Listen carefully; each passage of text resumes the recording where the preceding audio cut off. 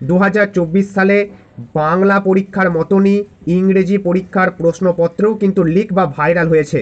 এই ঘটনাটি কিন্তু বিভিন্ন জায়গায় শোনা যাচ্ছে, ঘটনাটি সত্য। বাংলা পরীক্ষার প্রশ্নপত্র ঠিক যেমন দুপুর 12টার পর ভাইরাল হয়, ঠিক তেমনই ইংরেজি পরীক্ষার প্রশ্নপত্র দুপুর 12:30 নাগাদ ভাইরাল হয়ে যায় বা লিকড হয়ে যায়।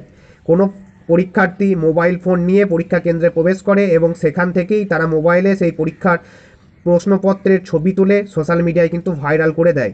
যে সমস্ত ছাত্রছাত্রীরা এই অপরাধমূলক কাজটি করছো তাদের কাছে অনুরোধ, তোমরা কিন্তু এই অপরাধমূলক কাজ থেকে বিরত থাকো। তার কারণ পর্ষদ যদি তোমাদের একবার চিহ্নিত করে, তোমরা কিন্তু কঠিন থেকে কঠিনতর সাজা পেতে চলেছো। বাংলা পরীক্ষার দিন যে দুইজন শিক্ষার্থী এই কাজটি করেছিল তাদের কিন্তু 1 বছর পুরোপুরি নষ্ট হলো। তার কারণ এই বছর তারা আর মাধ্যমিক পরীক্ষা দিতে পারছে না। এর পরবর্তীকালে পর্ষদ নিশ্চয় আরও কঠিন সাজা ঘোষণা করবে এই কাজ যারা করছো তাদের বিরুদ্ধে।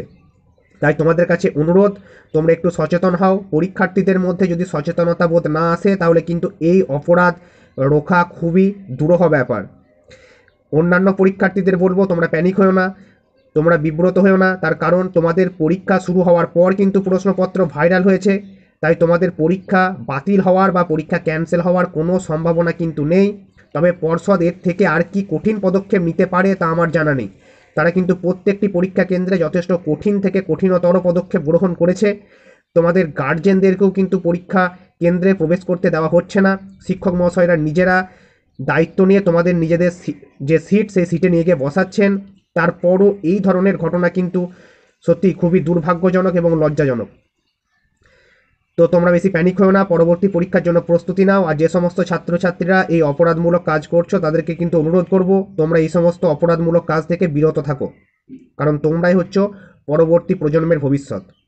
তো চলো, ধন্যবাদ। আজকের মতো এটুকুই। দেখা হচ্ছে তোমাদের সঙ্গে পরবর্তীকালে নতুন নতুন তথ্য বা আপডেটের সঙ্গে।